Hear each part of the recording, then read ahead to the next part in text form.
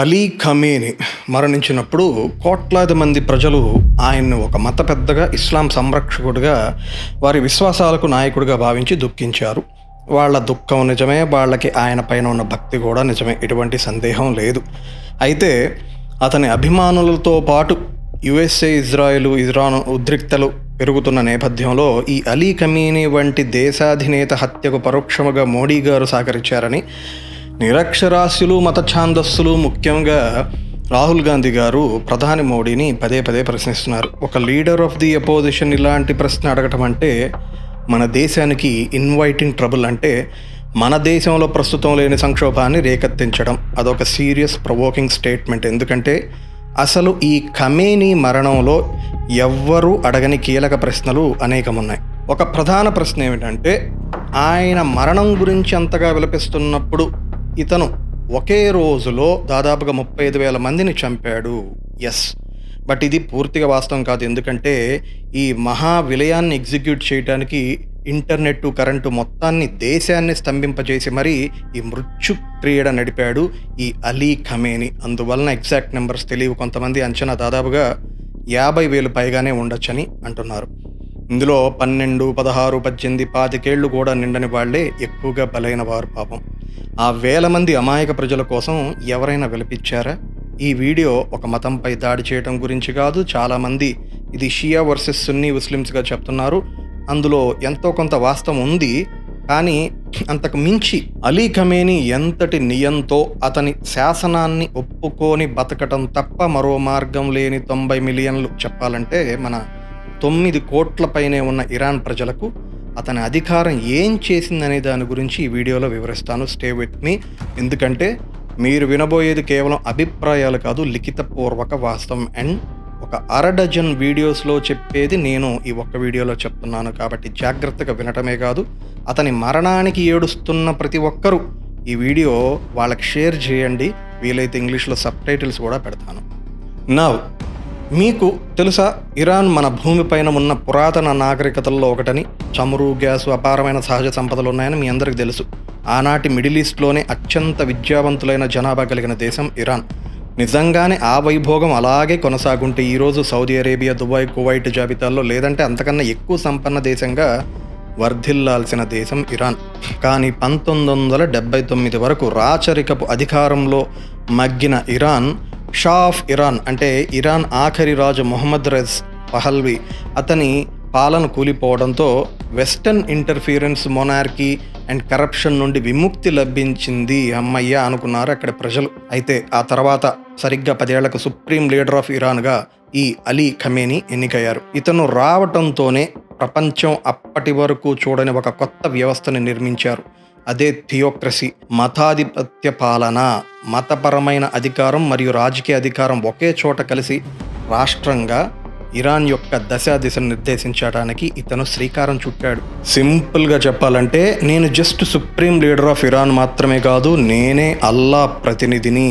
Iran సర్వాధికారిగా ఈ రాజ్య వ్యవస్థ నన్ను ఎంచుకుంది అని చెప్పటం అన్నమాట.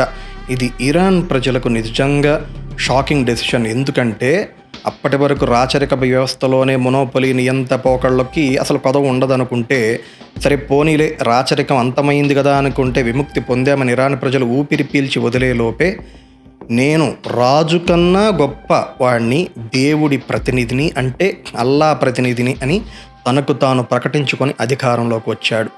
గమనించగలరు, ఇతను ఇదే విధంగా representative of God on earth అంటే డెప్యూటీ ఆఫ్ గాడ్ అనే మత ఛాందసం 26 వరకు, ఈ సంవత్సరం వరకు ఉంది. 1989 నుండి ఇంకా పెరుగుతూ రావటం వలన ఈ ఛాందసం ఈ భూమి మీద ఉండే ప్రజలందరూ నా కిందే ఉండాలనే పోకడలకు పోయే స్థాయికి వెళ్ళాడు.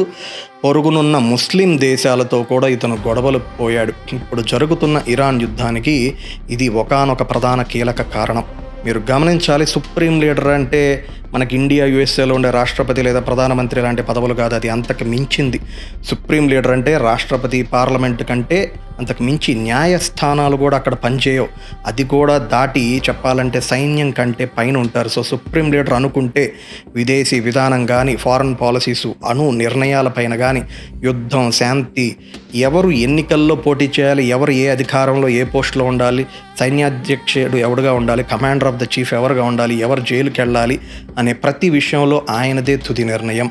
అందువలన పేరుకి ఏదో సుప్రీం లీడర్ ఆఫ్ ఇరాన్ అంటారు కానీ ఈ అలీ ఖమేనీ ఏకంగా తనొక దైవ ప్రతినిధి అంటూ అధికారంలోకి వచ్చాడు. అంటే ఏంటి అర్థం? ప్రపంచం ముందుకు వెళ్తుంటే ఇరాన్ మొనార్కీ నుండి డెమోక్రసీ కాకుండా థియోక్రసీ అంటే రివర్స్ ఆర్డర్లో వెళ్ళింది. ఎంతకాలం? 35 ఏళ్ల పాటు ఈ అలీ ఖమేనీ క్రింద ఇరాన్ పాలించబడింది. కాబట్టి లెక్క చాలా స్పష్టంగా, సులభంగా వేయచ్చు. ఒక వ్యక్తి అంతకాలం అంత అధికారాన్ని కలిగి ఉన్నప్పుడు పరిస్థితులు తలకిందులైనప్పుడు ఆ బాధ్యత కూడా ఆ ఒకే పేరు, ఒకే చిరునామాకు చేరుతుంది కదా. ఇరాన్ ఇతని పాలనలో ఎంత కష్ట నష్టాలు అనుభవించింది అనే దానికి మచ్చుకి ఒక సంఖ్య చెప్తాను. అదేమిటంటే 90%. ఏమిటి ఈ 90% అంటే 2018 నుండి ఇరాన్ కరెన్సీ, రియల్ అంటారు మనకి ఇండియన్ రూపీస్ లాగా, తన విలువలో 90% కోల్పోయింది. ఇది ఒక సామాన్యుడికి ఎంత నష్టం అంటే జస్ట్ మీరు ఊహించండి. మీరు జీవితాంతం కష్టపడి 2018 వరకు కొంత సొమ్ము పొదుపు చేసి ఉంటే, ఉదాహరణకి 10 లక్షలు కూడబెట్టారనుకున్నాం ఒక 10 ఏళ్ల కాలంలో, దాని విలువ ప్రతి రూపాయలో 90 పైసలు పడిపోతే ఎంత వస్తుంది? ₹1,00,000 పడిపోయినట్లే కదా 10 లక్షల నుంచి. అదొక్కటే కాదు, ఒక దేశపు కరెన్సీ విలువ 90% పడిపోవటం అంటే అప్పటి వరకు మీరు ఒకవేళ ఉదాహరణకి 100 గజాల స్థలం కొనాలనుకోండి, దాని విలువ 10 లక్షలు అప్పటి వరకు. కానీ 10 లక్షలకు వస్తుంది అనుకోండి, 100 గజాలు, 90% పడిపోయినప్పుడు మీకు 10 లక్షలు ఇచ్చినా 10 గజాలే కొనగలరు. అంటే 2018లో ఇరాన్ కరెన్సీ 90% పడిపోవటం వలన అత్యంత ఆర్థిక సంక్షోభం మాత్రమే కాదు, శారీరకంగా, మానసికంగా ఇరాన్ ప్రజల జీవితాలు అస్తవ్యస్తంగా మారిపోయాయి. సో ఇక్కడ ఏడుస్తున్న వాళ్ళకి ఏమన్నా హెల్ప్ చేయాలంటే వెళ్ళొచ్చు. అండ్ ఇది యుద్ధం వలనో, ప్రకృతి వైపరీత్యం వలనో ఇరాన్ కరెన్సీ పడిపోలేదు. ఇది కేవలం పాలకుల ఆర్థిక వైఫల్యం. పాలకులు అంటారేంటి, అక్కడ లెజిస్లేచర్, జ్యుడిషియరీ, మీడియా అవి ఎక్కడ ఉన్నాయి? ఆయన దైవదూత కదా, అతను తీసుకున్న నిర్ణయాలే ఈ రిజల్ట్స్ అన్నిటికీ కారణం. సెకండ్ మోస్ట్ ఇంపార్టెంట్ ఫ్యాక్టర్ ఏమిటంటే ఇరాన్లో యావరేజ్ ఇన్ఫ్లేషన్ రేట్ ఎంత ఉంటుందో గెస్ చేయగలరా? 40 to 50%. ఇప్పుడు వార్ తర్వాత ఎంత పడిపోయిద్దో ఇంకా అంచనాలు రాలేదు కూడా, ఊహించడమే చాలా కష్టంగా ఉంది. జస్ట్ ఫర్ కంపారిజన్ సేక్, భారతదేశంలో ద్రవ్యోల్బణం అంటారు కదా, ఇన్ఫ్లేషన్ అంటే 7 లేదా 8% చేరితేనే పార్లమెంటు దద్దరిల్లిపోతుంది. కానీ ఇరాన్ ప్రజలు దానికంటే 6 రెట్లు ఎక్కువ భారాన్ని దశాబ్దాలుగా భరిస్తూ వచ్చారు. దశాబ్దాలుగా ఎలా ఉన్నారు స్వామి అంటే ఏంటి? ఎవరు అక్కడ క్వశ్చన్ చేయలేదా? అక్కడెవరు మన రాహుల్ గారిలాగా లేరా? అంటే ప్రభుత్వమే లేదురా నాయన అంటే ఇంకా ప్రతిపక్షం ఎక్కడి నుండి వస్తుంది? పాపం రాహుల్ గాంధీ గారికి అంత బాధ అనిపిస్తే వెళ్ళి అప్పుడే అలీ ఖమేనీని ప్రశ్నించి అడగాల్సింది, ఏంది ఇన్ఫ్లేషన్ ఎంత ఘోరంగా పడిపోతుంది అని. నేనేమి ఇక్కడ జోక్ వేయటం లేదు. రాహుల్ గాంధీ అంటే ఇక్కడ ఉన్న ముస్లిం ఓటర్లని మభ్యపెట్టడానికి మన దేశంలో లేనటువంటి ప్రాబ్లమ్స్ ఇన్వైట్ చేస్తుంటాడు, కానీ అక్కడ కష్టాలు అనుభవిస్తుంది ఇరాన్ ప్రజలు కదా. అలాంటి ప్రశ్నించాడని అక్కడ ప్రజలు వాళ్ళు నిరసనలు కూడా చేశారు. అందుకనే అన్ని వేల మందిని, దోమల్ని, పురుగుల్ని చంపినట్లు అక్కడ ఇరాన్ ప్రజలను చంపేశాడు ఈ అలీ ఖమేనీ. అండ్ ఇరాన్లో కొనసాగిన హై ఇన్ఫ్లేషన్ రేట్ వలన దాదాపు 30 మిలియన్ ఇరానీలు, అంటే వాళ్ళకున్న 9 కోట్లలో 3వ వంతు, అంటే 3 వంతుల్లో 1వ వంతు 36% జనాభా దారిద్ర్య రేఖపు అంటే బిలో పావర్టీ లైన్లో జీవిస్తూ ఉన్నారు. ఇక్కడ ఒక దరిద్రపు దేశం ఎప్పుడు దరిద్రంగానే ఉంటుంది, అది వేరు. మనం ఇక్కడ మాట్లాడుతుంది ఇరాన్ అంటే చమురు ఉంది, గ్యాస్ ఉంది, విద్యావంతులైన శ్రామిక శక్తి ఉంది. ప్రపంచంలో చాలా దేశాల్లో లేనంత అత్యంత విలువైన సంపద వనరులు కలిగిన ఇరాన్ ప్రజలు ఈ దుస్థితికి రావడానికి 2 ప్రధాన కారణాలు కనిపిస్తున్నాయి. ఒకటి international sanctions, 2 Ali Khamenei decisions. ఆ ఇంటర్నేషనల్ శాంక్షన్స్ అయితే మాత్రం ఇరాన్ ఆర్థిక వ్యవస్థ ఊపిరి ఆడకుండా చేశాయని చెప్పచ్చు. ఎందుకు అంత కఠినమైన శాంక్షన్స్ విధించారు అంటే అవి ఒక ప్రతిస్పందన, యాక్షన్కి రియాక్షన్ లాగా. నాకు ఇష్టం వచ్చినట్టు న్యూక్లియర్ ప్రోగ్రామ్ చేస్తాను, దేశంలో దరిద్రం పోగొట్టడానికి స్కీమ్స్ పెట్టకుండా మిలిటెంట్స్ ఇస్లామిక్ తీవ్రవాదులకు నిధులు సమకూర్చడం, ఆయుధాలు, ఆ క్షిపణులు అందించడం. ఈ అలీ ఖమేనీని షియా ముస్లిం కదా ఇతను అధికారంలోకి వచ్చినప్పటి నుండి సున్నీ ముస్లిమ్స్ పైన విపక్ష చూపించడం ప్రారంభించాడు. ఆయన ఇరాన్లోనే కాదు, సున్నీ మెజారిటీ దేశాలైన సిరియా, యెమెన్, లెబనాన్ అండ్ బహ్రెయిన్లో కూడా అక్కడుండే షియా మిలిటెంట్స్కి ఆయుధాలు ఇవ్వటం, ఆ యుద్ధాలు చేయటం, తద్వారా ఆ దేశాల్లో కూడా షియా ముస్లిమ్సే ఎప్పటికీ అధికారంలో ఉండాలనేది ఇతని ప్రణాళిక. ఒక పక్క ఇరాన్ ప్రజలు ఆకలితో అలమటిస్తుంటే ఇతని లక్ష్యాలు ఒకే మతంలోని ఇద్దరి మధ్య యుద్ధాలకు నిధులు పంపడం పైన ఉంది. ఆలోచించండి, ఒక మనిషి కామానికి కావాలంటే దాని జోలికి వెళ్లకుండా జయించగలడు. ఏ తప్పు చేయకుండా, తప్పు చేసిన వాడిని కూడా క్షమించవచ్చు. అతనికి ఎంత నష్టం తెప్పించిన వాడిని కూడా భరిస్తాడు, కోపాన్ని నిగ్రహించుకుంటాడు. వీటన్నిటిని నిగ్రహించుకోగలడు. కానీ ఆకలి, అది అన్నిటికన్నా పెను ప్రమాదం. అది ఒకరికి లేదా ఒక కుటుంబానికి వస్తే పాపం ఆత్మహత్య చేసుకుంటారేమో. ఇక్కడ 3 కోట్ల మంది పైన ఆకలితో అలమటిస్తుంటే తట్టుకోలేక మా దేశ సంపద, దాని నుంచి వస్తున్న డబ్బు ఎక్కడికి వెళుతుంది అసలు అని ప్రశ్నించినప్పుడు ఈ ఖమేనీ వాళ్ళకి సమాధానం అయితే చెప్పాడు. మీరు అనుకోవచ్చు అదేదో నోటితోనో సంస్కరణలతోనో అనుకుంటారేమో, పొరపాటు. తుపాకీ గుండ్లతో చెప్పాడు ఇతను. అసలు ఈ ఖమేనీ అధికారాన్ని మీరు అర్థం చేసుకోవాలంటే ఆయన వాడుకున్న మతపరమైన పునాదిని అర్థం చేసుకోవాలి.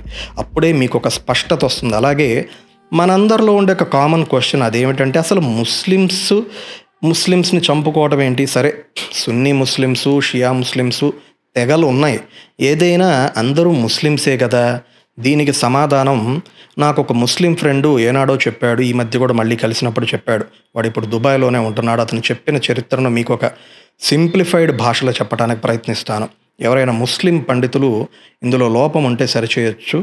నేను మీ కామెంట్ని పిన్ చేస్తాను. సరే, ఇస్లాం ఒక్కటే, దేవుడు ఒక్కడే, ప్రవక్త ఒక్కరే. కానీ 7వ శతాబ్దంలో ప్రవక్త మహమ్మద్ ఆయన పరమపదించిన తరువాత నాయకత్వం ఎవరిది అనే ప్రశ్న వచ్చింది. ఒక వర్గమేమో అబూ బకర్ను ఎంచుకున్నారు. వీళ్ళు సున్నీలు. వీరు ప్రపంచవ్యాప్తంగా ఇప్పుడు జనాభాలు బట్టి 85% మంది ప్రజలున్నారు. మరో వర్గం నాయకత్వానికి ప్రవక్త అల్లుడైన అలీకి మరియు ఆయన వంశస్థులకు చెందాలని నమ్మింది. వీళ్ళే షియా. షియా అంటే షియాత్ అలీ లేదా వాళ్ళ అనుచరులు, అలీ అనుచరులని. అయితే 680లో బ్యాటిల్ ఆఫ్ కర్బాలా అని ఒక యుద్ధం జరిగింది. ప్రవక్త మనవడు హుస్సేన్ అలీ అన్యాయానికి వ్యతిరేకంగా పోరాడి అమరవీరుడయ్యాడు. ఈ త్యాగం షియా ఇస్లాంకు, ఆ తెగకు ఆత్మ వంటిది. అప్పటి నుంచే అన్యాయంపై పోరాడటం అనేది వారి సాంప్రదాయమైంది. అందువలన అన్యాయం పైన పోరాటం చేసి ప్రాణత్యాగం చేసినా అది పవిత్ర యుద్ధం కిందే వస్తుందని వారి విశ్వాసం. మనకు తెలుసు, జిహాద్ అంటారు దీన్ని. అయితే జిహాద్ అనేది both Sunni and Shia Muslims recognise చేసే కాన్సెప్టే. కాకపోతే పోస్ట్ కర్బాలా ఈ షియా ముస్లిమ్స్ జిహాద్ని అణిచివేతకు వ్యతిరేకంగా నిలబడటానికి ఒక మార్గానిగా ఎంచుకుంటే, సున్నీ ముస్లిమ్స్ కూడా జిహాద్ భావాన్ని అంగీకరిస్తారు. కానీ వాళ్ళు జిహాద్ అనే విశ్వాసాన్ని ఇస్లాం మతాన్ని రక్షించడం కోసం మరియు ముస్లిం సమాజాన్ని, అంటే ఉమ్మా అంటే యావత్తు భూమిపై నుండే ముస్లిమ్స్ ఐడెంటిటీ అందరూ వాళ్ళు సంరక్షించుకోవాలి, వాళ్ళపైన దురాక్రమణ నుండి రక్షించడంపై దృష్టి పెడతారు. అర్థమైందా డిఫరెన్స్? ఈ చిన్న వ్యత్యాసాన్ని ఆసరా చేసుకొని ఖమేనీ ముందుగానే ఒక విషయం అర్థం చేసుకున్నాడు.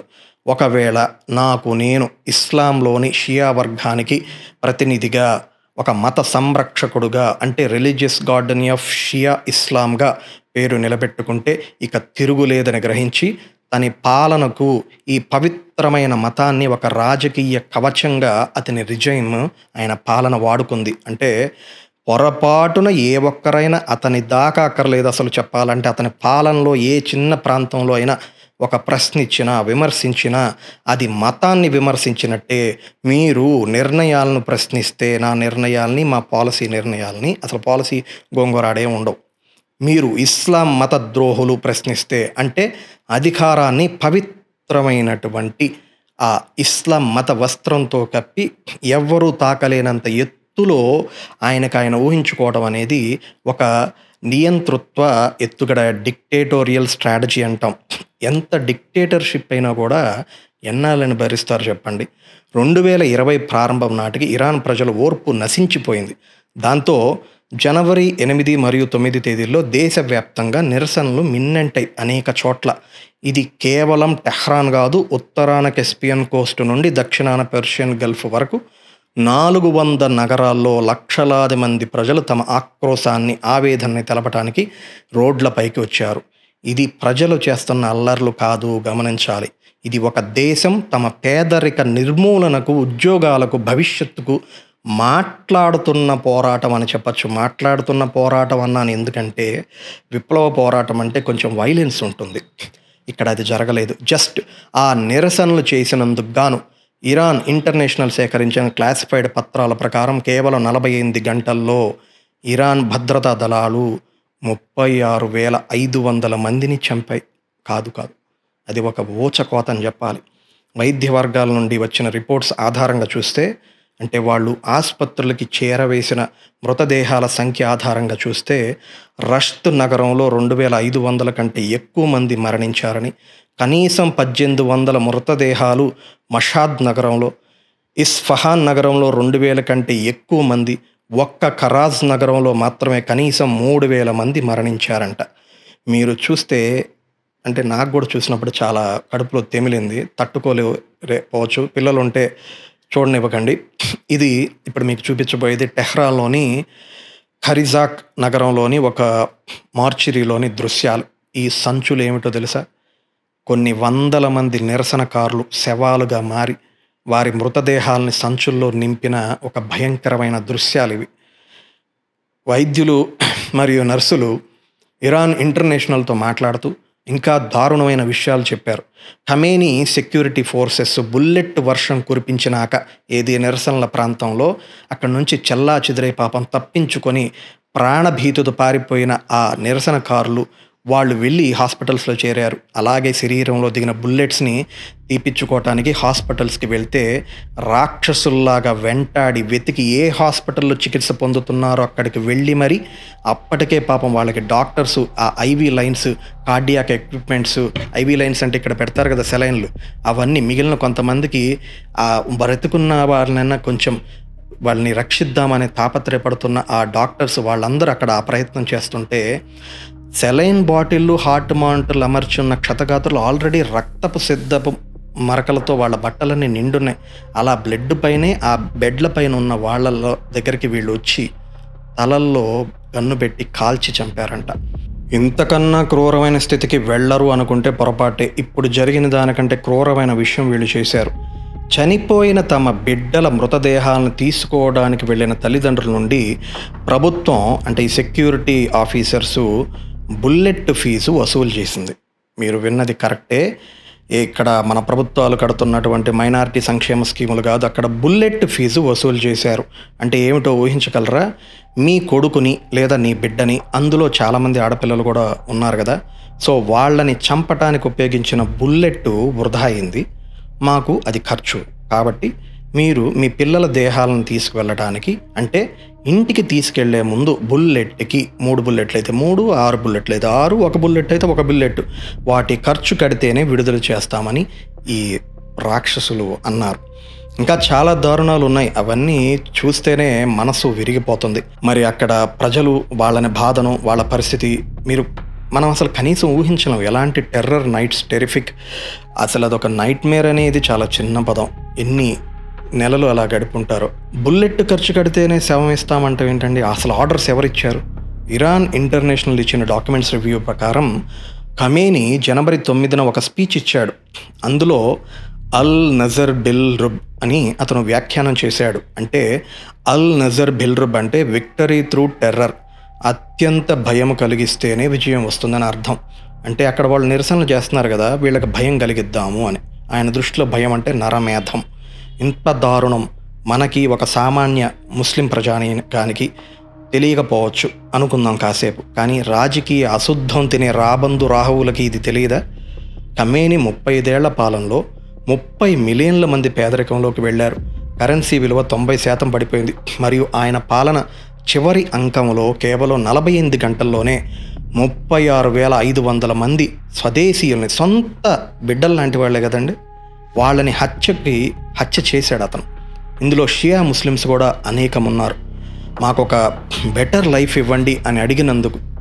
సో జాగ్రత్తగా వినండి, ఇది షియా వర్సెస్ సున్నీ కథ అయితే కాదు, ఇది అధికారం గురించిన కథ. ఇలాంటి నిరంకుశత్వం నిండిన వాళ్ళు అధికారంలోకి వస్తే అది ఏ మతం పేరు చెప్పుకున్నా సరే, ఏ జెండా ఎగరవేసినా చివరకు మిగిలేది ఆ దేశంలో ఆ దేశ ప్రజల శవాలే. వాళ్ళని చంపి బుల్లెట్ ఫీజులు మరియు తమ బిడ్డల కోసం గుమ్మం దగ్గర ఎదురు చూసే తల్లుల కన్నీళ్లు మాత్రమే ఆ దేశంలో మిగులుతాయి. ఎస్, అది నిజమండి. చనిపోయిన వాళ్ళ పేరెంట్స్ ఇళ్ళ గుమ్మాల వద్దకు వెళ్ళి ఈ సెక్యూరిటీ గార్డ్స్ తలుపు తట్టి, అంటే అప్పటికే అల్లర్లు జరిగేసరికి భయభ్రాంతులతో ఎవరు తలుపుల్లో వాళ్ళు ఉన్నారు, బిడ్డలేమో బయట ఉన్నారు, తలుపు తీయాలంటే భయం. తలుపు కొట్టి ఈ సెక్యూరిటీ గార్డ్స్ ఏమన్నారంటే, మీ బిడ్డ శవం తెచ్చాము అనగానే పాపం తలుపు తీస్తారు కదా, గుండెలు బాదుకుంటూ బయటకు వస్తే ఆ పేరెంట్స్ తలల్లో కూడా బుల్లెట్లు దింపారు ఈ నర రూప రాక్షసులు. వాళ్ళందరి పైన ఉన్నవాడే ఈ ఖమేనీ. 2026 ఇరాన్ మాసకేర్స్ అని వికీపీడియాలో కూడా ఆర్టికల్ ఉంది, ఈ వివరాలన్నీ అందులో కూడా ఉంటాయి మీకు. అక్కడ అలమటిస్తున్న వాళ్ళు గొంతెత్తితేనే ఊచకోతకు వస్తున్నారు. ఇక్కడ భారతదేశంలో ఏమిట్రా అంటే, రాజ్యాంగంలో అసలు ఎక్కడ ప్రస్తావన లేని వక్ఫ్ బోర్డు గురించి. వక్ఫ్ యాక్ట్ అనేది పార్లమెంట్ చట్టమే కదా, రాజ్యాంగంలో ఉందా చెప్పండి? లేదు కదా. అయినా 38 లక్షల ఎకరాలు మీ చేతిలో ఉన్నాయి అనేది అధికారిక రెక్కలు చెప్తున్నటువంటి వివరాలు. మరి అవి కొన్నారా మీరు? ఎలా వచ్చాయి? మరి అన్ని లక్షల కోట్ల విలువ చేసే భూములు మీ దగ్గర ఉన్నా ఇంకా ముస్లిమ్స్ ఎందుకు పేదరికంలో ఉన్నారు? మొన్నటికి మొన్నండి 2024 అనుకుంటా, ఆ మ్యారియట్ హోటల్ కట్టిన స్థలం కూడా దాని మీద కోర్టులో కేసు వేశారు వీళ్ళు, ఇది వక్ఫ్ బోర్డుకు చెందిందని. తెలంగాణ హైకోర్టు డిస్మిస్ చేసింది కాబట్టి సరిపోయింది. సరే, వక్ఫ్ బోర్డు అంటే దేవుడికి చెందిన భూమి కాబట్టి అది పంచటాలు ఇట్లాంటి చేయరు అంటాం, ఓకే ఫైన్. మరి జ్యూస్కి, మీకులాగే జ్యూస్కున్న ఒకే ఒక్క భూభాగం ఇజ్రాయెలే కదా. అసలు గదిలో బంధిస్తే పిల్లి కూడా పులేద్దంటారు, ఇజ్రాయెల్ ఏమన్నా పిల్లి అనుకుంటున్నారా? మరి ఇజ్రాయెల్ని వరల్డ్ మ్యాప్లో లేకుండా చెరిపేస్తామని కామెంట్లు చేసినోడు ఎవడు? 2005లో ఎవరు చేశారు ఈ కామెంటు? ఈయన కాదా, అలీ ఖమేనీ కాదా? తర్వాత కాదు నేను రాజ్యాంగాన్ని వాళ్ళ రెజ్యూమ్ని మారుస్తున్నాను, జ్యూస్ని కాదు అన్నాడు. ఏంటి అది నియంత పోకడలుగా ఏమంటారు? అండ్ ఫైనల్లీ ఇన్ని చెప్పినా ఇజ్రాయెల్ అమెరికా జాయింట్ ఆపరేషన్లో అతన్ని చంపారని మీ కోపం అమెరికా అండ్ ఇజ్రాయెల్ మీద ఉంది అనటానికి మీరేదో సమర్థన చేసే వాదన తీసుకురావచ్చు. ఇక్కడ మరి ఇందాక మనం చెప్పుకున్నాం బిగినింగ్లో, బ్యాటిల్ ఆఫ్ కర్బాలాలో ప్రతి ముస్లింకి ఇది తెలుసు కదా ఈ కథ. ప్రవక్త మనవడు హుస్సేన్ అలీ నిరంకుశత్వానికి వ్యతిరేకంగా నిరసన చేసి అమరవీరుడు అయ్యాడు అతను. ప్రవక్త మనవడు హుస్సేన్ అలీ మీకు స్ఫూర్తిదాయకమైతే ఎందుకు? అన్యాయానికి ఎదురు తిరిగాడు, అమరజీవిగా ఆయన మిగిలాడు. అతను మీకు స్ఫూర్తిదాయకుడుగా నిలిస్తే 35,000 మంది ఇరాన్ నిరసనకారులు ఊచకవతకు వస్తే మీరు మద్దతు ఎవరికిస్తున్నారు? ఇక్కడ నిరంకుశ రాక్షస పరిపాలన చేసింది ఎవరు? అమెరికా చేసిందా, లేదా ఇజ్రాయెల్ ప్రభుత్వం చేసిందా, లేక ఖమేనీ చేశాడా? ఎవరు ఉత్తర్వులు ఇస్తే 35,000 మందిని చంపాడు? మీకు అంత ఇస్లాం మతం పైన నిజమైన భక్తి ఉంటే అది కత్తి పట్టుకొని ఊచకోత కోసిన వ్యక్తి కోసం ఏడవటంలో ఉందా, లేక అమరులైన పీడిత వర్గాలు నిలబడటంలో ఉందా? మీరు వేరే మతం కోసం నిలబడక్కర్లా, అది మీ మతంలో వాళ్ళే కదా చనిపోయింది. ఎందుకు ఇంత దౌర్భాగ్యమైన ఆలోచనలో ఉంటున్నారు? మీకు సమాచారం లేక, లేదా కావాలనే చేస్తున్నారా? ఇక్కడ ఒక్క హుస్సేన్ అలీ అమరవీరుడైతే ఆ రోజుల్లో చరిత్ర బట్టి, కర్బాలా చరిత్ర యుద్ధం బట్టి, ఇక్కడ మరి 35,000 మంది నిరసనకారుల మరణాలు ఏమవ్వాలి? మీ దృష్టిలో వాళ్ళు ఏంటి చెప్పండి, దీనికి సమాధానం. లెక్క అయితే చాలా స్పష్టంగా ఉంది. ఒకవైపు ఖమేనీ, మరోవైపు ఆయన బలి తీసుకున్న 36,500 మంది ప్రాణాలు. అందులో ముస్లిమ్సే అధికం, ఇంక్లూడింగ్ షియా ముస్లిమ్స్. ఆ clarity Saudi, Bahrain, Jordan, Egypt, Qatar వంటి గల్ఫ్ దేశాలకు ఉంది కాబట్టి ఇరాన్కు వ్యతిరేకంగా పోరాడుతున్న ఈరోజు కాదు.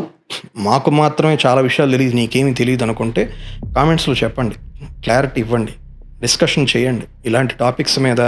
ఎందుకంటే ఇది దేశ సమగ్రతని విచ్ఛిన్నం చేసేవాడు ఎవడైనా సరే దేశద్రోహే. మనం డిస్కషన్ చేసి ఏదైనా పరిష్కారం చేసుకోవాలి. ఇక్కడున్న 35,000 మరణాలు అబద్ధమా? మీరు ప్రూవ్ చేయగలుగుతారా? మొత్తం ఇంటర్నెట్ని, దేశాన్ని స్తంభింపజేసినటువంటి అటువంటి నియంత చేసిన పాలనని ఎవరు సమర్థిస్తారండి అసలు?